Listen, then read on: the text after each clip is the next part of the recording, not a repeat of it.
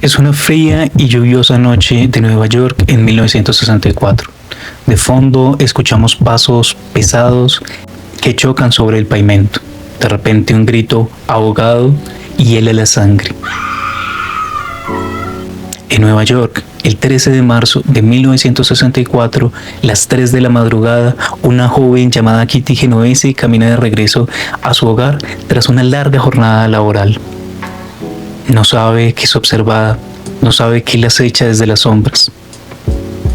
Es atacada y se defiende con todas sus fuerzas, gritando, pidiendo ayuda, y las luces de todos los edificios cercanos se encienden, las ventanas se abren, la gente se asoma. El atacante huye asustado, pero Kitty yace herida, pero viva. Pero nadie baja, nadie llama a la policía y el atacante lo nota.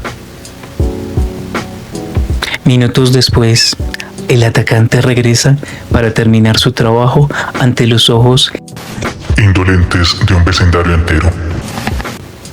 La prensa de la época reclama. 38 testigos lo vieron todo y decidieron no mover un dedo. ¿Eran todos acaso unos desalmados? ¿Tenían rasgos psicópatas? ¿O qué es lo que puede haber en el cerebro que se nos apaga cuando nos encontramos en grupo? Bueno, bienvenido a Amor Fati. El día de hoy, en esta nueva sección, estaremos hablando de el efecto espectador. Hoy nos sumergiremos en las oscuras calles de Queens para revivir el brutal asesinato de Kitty Genovese y desentrañar ese escalofriante fenómeno psicológico que nació, o más bien que se conoció esa noche, conocido como el efecto espectador. Ponte los auriculares, asegura la puerta y dime que no escucharás esto solo en la noche. ¿O acaso serías el primero en pedir ayuda? ¿O esperarías que alguien más lo hiciera? ¿Cómo puede ser que 38 personas no hicieran absolutamente nada? Y la respuesta fácil que muchos eligieron, es que las grandes ciudades hacen gente fría, indiferente y egoísta. La modernidad nos ha deshumanizado. Esa fue la respuesta fácil. Pero para dos intrépidos psicólogos sociales, John Darley y Bill Leighton, se negaron a quedarse con esa explicación, y lo que descubrieron al investigar el caso cambió para siempre la manera en que la psicología entiende el comportamiento humano en situaciones de emergencia. Lo que descubrieron no era sobre la maldad, sobre algo sobrenatural, pero al contrario era de algo muy natural, excesivamente mundano. Era sobre algo muy incómodo que ocurre dentro de todos nosotros. Y por eso vengo aquí a compartirte qué es el efecto espectador. John Darley y Bill Leighton, psicólogos de la Universidad de Nueva York y Columbia respectivamente, diseñaron en 1968 una serie de experimentos para entender qué había ocurrido realmente aquella fatídica noche en la cual es asesinada la señorita Genovese. En uno de sus estudios más conocidos, los participantes que eran llevados a una sala se les indicaba que iban a participar en una conversación grupal por medio de intercomunicadores. En realidad estaban solos, a través de un sistema de audio cerrado, pero escuchaban lo que creían que era otro participante que comenzaba a sufrir lo que parecía ser una crisis epiléptica. La pregunta era simple: ¿cuántos participantes saldrían a buscar ayuda? El resultado fue perturbador y revelador. Cuando el participante creía que era la única persona que escuchaba la emergencia, el 85% de esos participantes buscaron ayuda, actuaron a tiempo. Pero en cambio, cuando creía que habían otras personas escuchando también, solo el 31% actuó. Si te fijas, estamos hablando de un poco menos de una tercera parte. Y eso es muy poco. Cuantas más personas perciben una emergencia, es menos probable que alguien intente solucionarlo. Este fenómeno lo llamaron el efecto espectador. Y propusieron dos mecanismos psicológicos para explicarlo. Naturalmente, el primero sería la difusión de la responsabilidad. Cuando hay múltiples testigos de una situación que requiere acción, la responsabilidad de actuar se diluye entre todos. En lugar de sentir yo debo hacer algo, cada persona siente inconscientemente alguien más lo hará. Y esa expectativa compartida hace que se diluya esa responsabilidad dentro del grupo. ¿Cuál es el resultado? Naturalmente nadie lo hace. El segundo mecanismo psicológico que permite explicarlo es conocido como la ignorancia pluralista, ya que en situaciones ambiguas donde no todo está claro si realmente se trata o no de una emergencia, las personas tienden a mirar a los demás para tomar señales sobre cómo reaccionar. Si todos los demás parecen tranquilos, cada individuo asume que la situación no es tan grave. Pero si todos replican ese mismo comportamiento, entonces nadie está dando una señal de alarma. La masa de personas llega a la conclusión incorrecta que no se trata de una emergencia, generando una especie de parálisis y aletargamiento colectivo. Conclusiones que podemos empezar a construir desde este mismo instante alrededor de este caso. Número 1. Cuando hay una ambigüedad sobre si existe o no el peligro, entonces las personas, el público en general, va a tender a no reaccionar. Pero en cambio, cuando la amenaza es clara, las personas sí tienden a actuar e incluso en grupos. También se reduce este efecto espectador cuando la persona afectada es familiar o hay algún grado de conexión, amistad, sentido de comunidad entre las personas que la rodean. De esta forma se reduce de manera dramática el velo o la cortina que produce este efecto espectador. Y que una sola persona pueda gritar o decir en voz alta esto es una emergencia, rompe ese congelamiento de las personas. Por eso es que quiero que conozcas del efecto espectador para comprenderlo, cómo este puede generar impactos dentro de tu vida cotidiana. Hasta aquí está claro. Hemos hablado del efecto espectador en emergencias físicas, pero quiero llevarte a un terreno que me parece profundamente importante y quizás el más relevante para la experiencia cotidiana de la mayoría de nosotros. El efecto espectador no solo ocurre cuando alguien sufre un accidente en la calle, ocurre en los espacios de trabajo, dentro de tu familia, dentro del grupo de tus amigos, en tus manadas digitales. Ocurre de maneras mucho más sutiles, pero igualmente paralizantes. ¿Cuántas veces has estado en una reunión donde alguien dijo algo hiriente, pero en cambio todos guardaron silencio, desafortunadamente incluso tú, esperando que alguien más señalara ese comportamiento? ¿Cuántas veces has visto las redes sociales y en ellas alguien siendo acosado o atacado y has pensado, alguien más lo estará viendo, alguien más hará algo? Y seamos sinceros, ¿cuántas veces has notado que un amigo o un familiar estaba pasándola muy mal y dijiste para ti mismo, seguramente su pareja, su familia más cercana o alguien que lo conozca mejor que yo estará al tanto? Pero todo esto no es más que el mismo efecto espectador. Recientes estudios encontraron que la difusión de la responsabilidad es uno de los factores que explica por qué las personas cercanas a alguien con ideación suicida con frecuencia no intervienen, asumiendo que otros en la red social de esta persona ya están actuando o son más competentes para hacerlo. No lo digo para que generes culpa, eso que quede claro, esa no es la intención. Lo digo porque la comprensión de este mecanismo puede ser literalmente lo que cambie tu situación al respecto. Y por supuesto, la situación de los que te rodean. Hay también una dimensión muy interesante que opera de manera interna dentro de nosotros mismos. Psicólogos muy bienvenidos en este canal, como Philip Zimbardo, han explorado cómo la tendencia a esperar que alguien más actúe aplica también en nuestra vida. Esperamos que el yo del futuro tome esa decisión difícil, inicie esa conversación necesaria, busque la ayuda que necesitamos, cambie el hábito que sabemos que nos daña. Y mientras tanto, permanecemos como ese espectador, pero ya no de la vida de la otra persona, sino de mi propia vida. Y aquí me es necesario cuestionarte. A veces el espectador que más nos bloquea, que más nos quita la oportunidad de reaccionar, no está afuera, está adentro, esperando que otro, es decir, una versión futura más valiente o más lista, sea quien actúe. Bueno, es interesante que nos cuestionemos. Y es que hay algún ámbito de tu propia vida donde te has convertido en el espectador de ti mismo. Algo que sabes que necesitas hacer y que sigues postergando, esperando el momento correcto. Bueno, es tiempo de actuar. El efecto espectador nos dice sobre la sociedad algo muy revelador.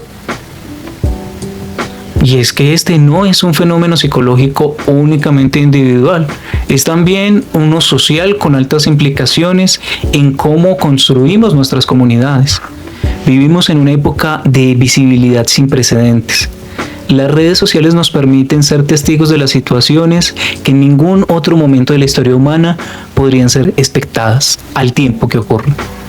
Las injusticias, sufrimientos, emergencias, conflictos, Gaza, Irán y todos esos conflictos que no paran de llegar a nuestras pantallas en tiempo real. Y sin embargo, los investigadores que estudian el comportamiento en entornos digitales han encontrado algo que no debería sorprendernos a estas alturas, y es que el efecto espectador opera de manera particularmente intensa en las redes sociales. Es la tendencia a sustituir la acción real por gestos simbólicos de bajo costo como un me gusta o compartir una publicación. Esto parte refleja del mismo mecanismo, la sensación de haber hecho algo sin asumir realmente la responsabilidad de actuar. Y desafortunadamente me tengo que sumar a esta postura porque he compartido los videos, he dado like y he multiplicado las publicaciones para generar un acto de resistencia, pero esto sigue sin ser un asumir realmente esa responsabilidad de actuar. El psicólogo social ya nombrado, Zimbardo, que es conocido por el experimento de Stanford, que más adelante traeré con el mayor gusto a este canal, argumentó durante décadas que el comportamiento humano es mucho más situacional de lo que queremos creer. No somos simplemente buenos o malos, valientes o cobardes. Somos seres profundamente influidos por el contexto, por las normas del grupo y, por supuesto, por las expectativas que tienen los demás. Esto tiene una lectura esperanzadora y a la vez profundamente incómoda. Esa lectura incómoda nos invita a que comprendamos que ninguno de nosotros es inmune a este efecto espectador. El hecho de que conozcamos el fenómeno no nos protege automáticamente de él. La investigación muestra que incluso personas informadas sobre el efecto espectador lo reproducen bajo las condiciones adecuadas. La interpretación que nos ayuda a construir esperanza, que si el comportamiento es situacional significa que puede cambiarse modificando el contexto, las normas y las expectativas. No necesitamos convertirnos en héroes. Necesitamos desarrollar hábitos concretos de responsabilidad activa y colectiva. Como diría Philip Zimbardo, cualquier acto de indiferencia tiene consecuencias. La pregunta no es si podemos hacer algo, es si elegimos hacer algo. Philip Zimbardo. Y como siempre, no se trata de mencionar un problema y huir de la responsabilidad de cambiar. Muy al contrario, aquí traigo herramientas para salir del rol del efecto espectador, para que la próxima vez que estés en una situación que requiere acción, tengas recursos reales para responder de manera coherente ante esta situación. Los investigadores que descubrieron el efecto espectador revelaron algo que me parece poderoso, y es que la difusión de la responsabilidad se rompe en el momento que se hace específica. Es decir, pasemos de lo grupal a lo individual. En lugar de decir que alguien llame a emergencias, di tú con la camisa azul, llama ahora a emergencias. En lugar de esperar que alguien más hable, di yo voy a hacerlo. Este principio aplica no solo en emergencias físicas, sino en cualquier situación grupal. Cuando señalas la responsabilidad con especificidad hacia alguien o hacia ti mismo, el mecanismo de difusión de la responsabilidad se interrumpe. Es como si se rompiera esa cortina o ese velo, y los investigadores nos muestran que esta sola acción puede aumentar dramáticamente la probabilidad de que alguien actúe. La segunda herramienta práctica que quiero brindarte es una de las razones por las cuales el efecto espectador interno hace que nos bloqueemos a nosotros mismos. Es tan persistente solo porque estamos esperando estar listos para una acción grande. Estamos esperando tener ese coraje, esa energía suficiente, ese momento y lugar perfectos. Pero esto es irreal, porque la investigación en psicología conductual muestra que la acción precede a la motivación. Con más acción, más motivación. No esperes a estar listo. Identifica la acción más pequeña posible que puedas tomar el día de hoy. La llamada a postergar, el mensaje que no has enviado, la cita médica o terapéutica, aquí presente, que no has agendado, y hazla ahora. Una vez que se rompe la inercia, tiende a continuar el movimiento. Ahora, desarrolla el hábito de una responsabilidad activa. El psicólogo amigo de este canal, Simbardo, propone un concepto que llama el heroísmo cotidiano, la práctica deliberada de prestar atención a las necesidades de los demás y de actuar cuando se presenta la oportunidad, sin esperar las circunstancias extraordinarias. Esto no requiere gestos heroicos, tú no vas a levantar un coche, tú no vas a hacer proezas extraordinarias desde lo físico. No, esto no requiere gestos heroicos, solo requiere hábitos pequeños, constantes y consistentes. Y tener la valentía, porque no se le puede llamar de otra manera, a preguntarle a una persona el cómo estás y esperar una respuesta real y auténtica. Estar ahí para ellos, nombrar lo que ves cuando alguien parece estar mal y ofrecer una ayuda en lugar de un vago "si me necesitas, aquí estaré". Y por supuesto, el resistir a la tendencia de decir alguien más estará atento. Ahora yo te pregunto, ¿y qué pasaría si empezaras a hackear ese efecto espectador dentro de tu propia vida? Primero, debemos estar muy claros. Identifica un área de tu vida donde te hayas convertido en el espectador de ti mismo. Un cambio que sabes que necesitas. Una ayuda que sabes que mereces buscar. Una conversación que llevas postergando. Hazte estas 3 preguntas. ¿Cuánto tiempo llevo esperando que el momento correcto o la versión preparada de mí tome esta decisión? ¿Qué es lo más pequeño que podría hacer hoy para romper esa inercia? ¿A quién le puedo pedir que me acompañe, que me haga responsable de ese primer paso? Escribe las respuestas a estas preguntas y haz que se convierta en intención y de la intención pase al compromiso concreto. ¿En qué situación podrías actuar para dejar el efecto espectador y convertirte en un protagonista? ¿Qué necesitas para dar ese primer paso? Estas son respuestas que ya vas construyendo. Dentro de la salud mental quiero que podamos conectar con algo que nos afecta directamente y que ya podemos nombrar con claridad.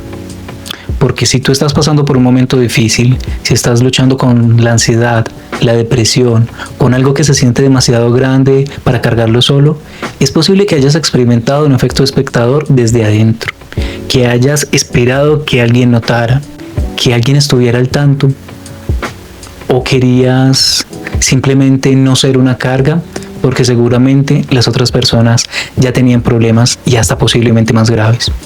Y las personas a tu alrededor quizás también estuvieron esperando tener la certeza de que no era tan grave como parecía, esperando que alguien más te hablara primero, esperando el momento correcto. Esta es la tragedia silenciosa del efecto espectador dentro de la salud mental.